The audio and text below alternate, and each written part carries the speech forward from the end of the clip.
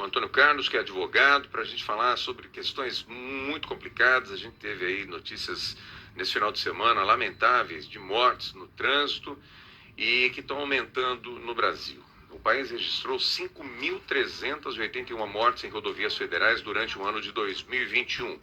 Vamos entender essa responsabilidade do motorista que no volante acaba provocando um acidente com vítima fatal. Antônio Carlos, seja bem-vindo, muito obrigado pela tua participação aqui. Como vai? Tudo bem? Tudo bem, eu que agradeço o convite. A gente tem observado e lamentavelmente, né, as pessoas, muitas pessoas ainda não se conscientizam, principalmente com relação ao motorista que bebe, né, e fica alcoolizado, consequentemente, e que tem uma responsabilidade dobrada, triplicada, né, quando se diz que vai tomar o volante, né? Como é que fica essa questão, né? Primeiro, como é que fica essa questão da pessoa que bebe numa festa? A gente está falando do Dia dos Pais agora, que foi anteontem, né? E que lamentavelmente acabou vitimando muitas pessoas pelo Brasil todo, aqui na nossa região também. Como é que fica essa responsabilidade, né? E para a gente deixar bem claro para os nossos ouvintes e telespectadores também, Antônio Carlos, com relação a essa questão, né? Esse jargão, né? Quando beber, não dirige. E quando for dirigir, não beba consequentemente. Por favor. Com as alterações legislativas, nós verificamos que em relação à lei de trânsito, houve uma mudança bastante severa para o condutor que se arrisca em dirigir embriagado. Porque nas leis anteriores, a legislação dificultava a prova se o sujeito estaria embriagado ou não. Porque a Constituição garante que ninguém é obrigado a fazer prova contra si mesmo, né? E a única forma de que se provava a embriaguez era o exame de sangue ou o teste do bafômetro. E nenhum desses dois comportamentos pode ser exigido do condutor do veículo, porque ninguém é obrigado a fazer prova contra si mesmo. Com a alteração legislativa, a lei se tornou mais severa, porque admite outros meios de prova. Por exemplo, a prova testemunhal, o exame clínico feito por um perito, que pode atestar a embriaguez, as filmagens efetuadas pelos policiais, além de outros sinais que a própria legislação de trânsito estabelece para a prova da embriaguez. Por exemplo, uma voz pastosa, uma pupila dilatada, isso são sinais que o sujeito está embriagado e pode levar ele a ser responsabilizado de acordo com a lei vigente, que é bem mais severa, né? Para nós termos uma ideia, né? Hoje, se o sujeito estiver embriagado e matar alguém na direção de veículo automotor, a pena poderá chegar até de 5 a 8 anos de reclusão. Já se o sujeito causar lesão corporal estando embriagado, né, a pena ficaria aí entre até 5 anos de reclusão. Então a lei agora está bastante rigorosa. Fernanda. Esse no caso de embriaguez, né? Sim. Mas a gente sabe também que acidentes acontecem. Acontece com todo mundo. E pode ser que aconteça da pessoa não estar embriagada, mas mesmo assim se envolver em um acidente e uma pessoa acabar morrendo, falecendo. Como é que, nesse caso, sem embriaguez, sem nada, um acidente simples, um acidente... como é que funciona? Há responsabilidade também? Sim, a lei responsabiliza, né, o sujeito por 3 modalidades, né? Ele pode ser negligente, ou seja, se omitir, por exemplo, a corrigir um defeito do carro e causar um acidente e matar alguém.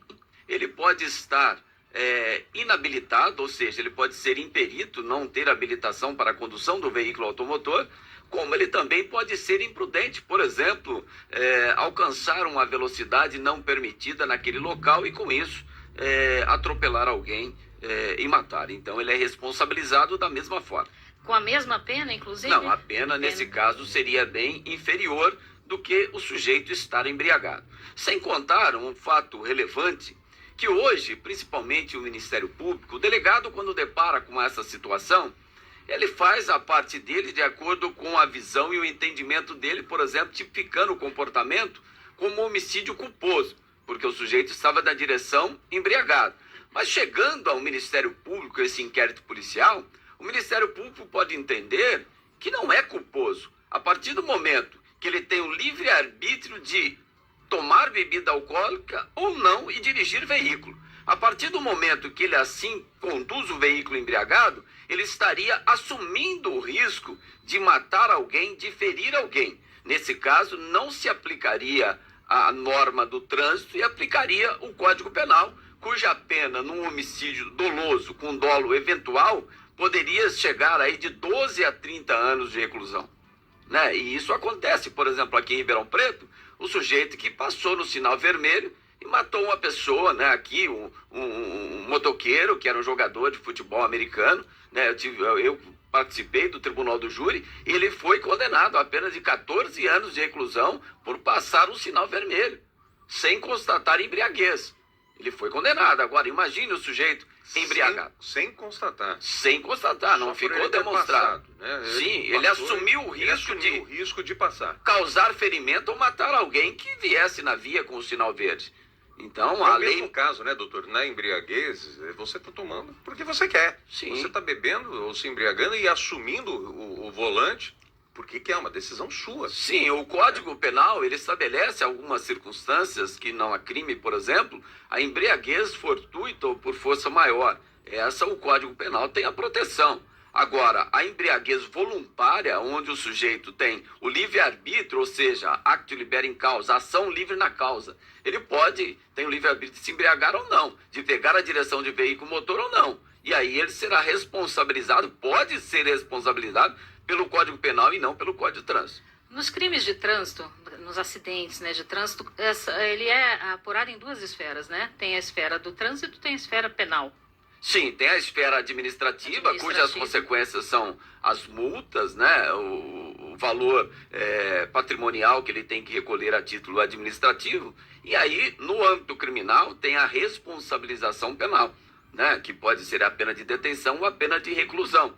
Além das sanções também que o Código impõe, por exemplo, proibição ou suspensão de dirigir veículo automotor de 2 a 5 anos. Isso pode ser cumulado com aquela pena de reclusão ou de detenção aplicada numa sentença condenatória. Certo. Então, vamos recapitular aqui.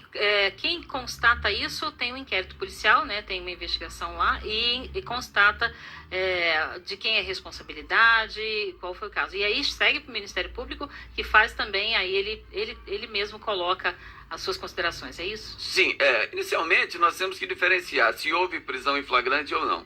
Se houve a prisão em flagrante, é comunicado o juiz sobre a prisão, que ele vai deliberar numa audiência de custódia se mantém a prisão, ou se arbitra a fiança, ou se mantém, converte em prisão preventiva. Após tudo isso, é feito um inquérito policial, onde o delegado procederá às demais informações, colherá as demais informações.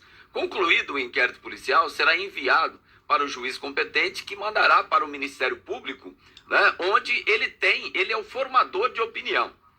Ele pode requerer o arquivamento, se não tiver elementos, ele pode requerer novas diligências, ou ele oferece a denúncia desde que estejam presentes indícios de autoria e materialidade.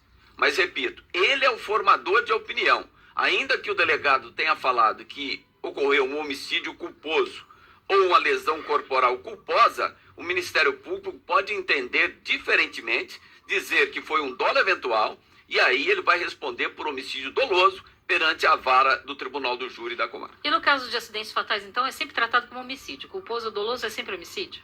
Sim, será sempre homicídio, né? Ou com dolo eventual, nós estamos falando de embriaguez, ou o tipo penal específico, que é o sujeito dirigir embriagado e causar a morte de alguém culposamente.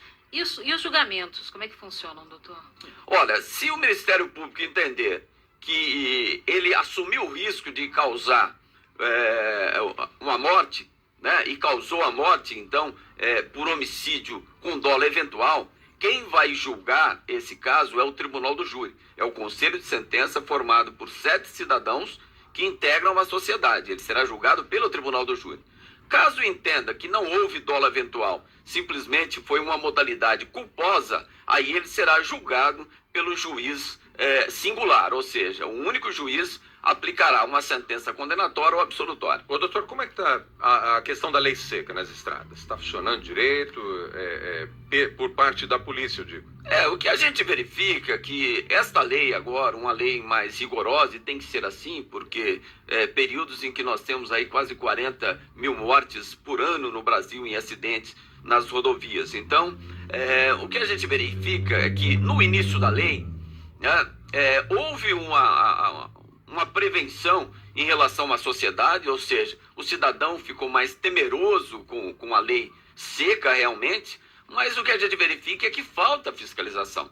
Nós verificamos que em Ribeirão Preto, na época que a lei entrou em vigência, nós tínhamos várias operações policiais, mas com o tempo isso vai diminuindo, não sabemos se é por parte da estrutura precária dos órgãos de fiscalização, mas isso também seria uma forma da sociedade enxergar, olha, eu não posso beber e dirigir porque está ocorrendo uma fiscalização efetiva. Isso poderia contribuir para diminuir esses acidentes no trânsito, certamente. De forma preventiva, né? Sim, uma forma de prevenção.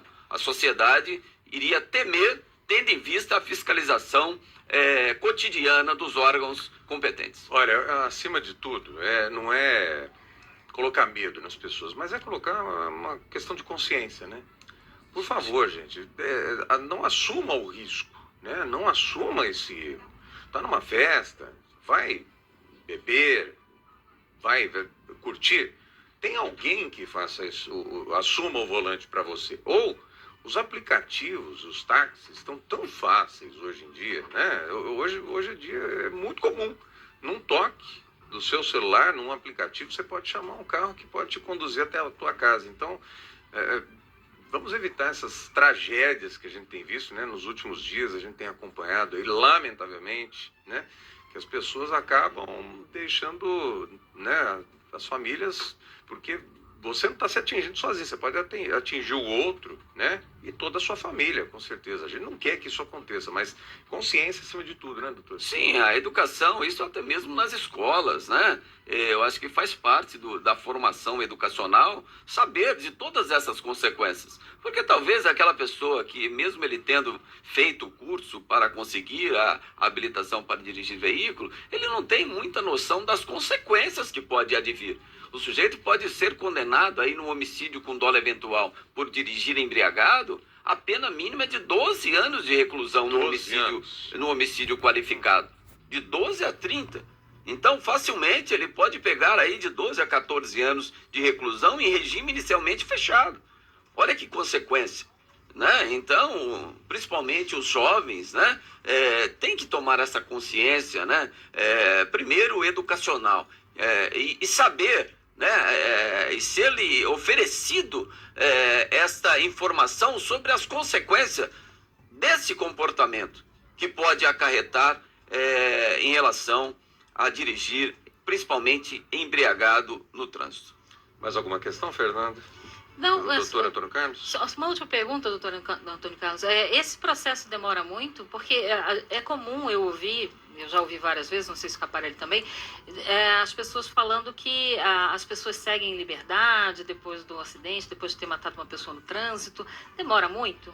Então, excepcionalmente, a prisão é a última hipótese no direito penal. Então, o juiz vai analisar as condições e, se for o caso, né, tendo em vista a gravidade, as consequências, bem como os antecedentes da pessoa, o juiz pode decretar a prisão preventiva e o sujeito responder o processo preso. Ele respondendo o processo preso, a lei estabelece os prazos mais exíguos, ou seja, os prazos mais rápidos. E aí o processo caminha mais rápido. Ele, em liberdade, os processos em que existem com réus presos, eles têm preferência. Por isso que o sujeito estando em liberdade, o processo tende a demorar mais.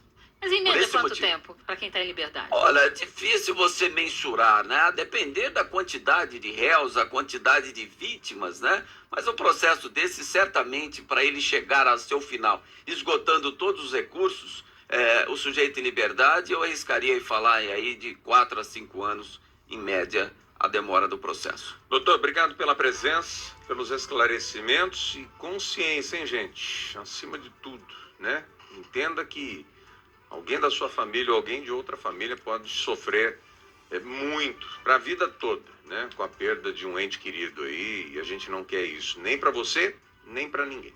Eu que agradeço o convite. Muito obrigado. E estou à disposição. Muito Obrigado, doutor. Um Bom dia a abraço. todos. 8h34, agora sim nós vamos ao Éder Martins para entender um pouco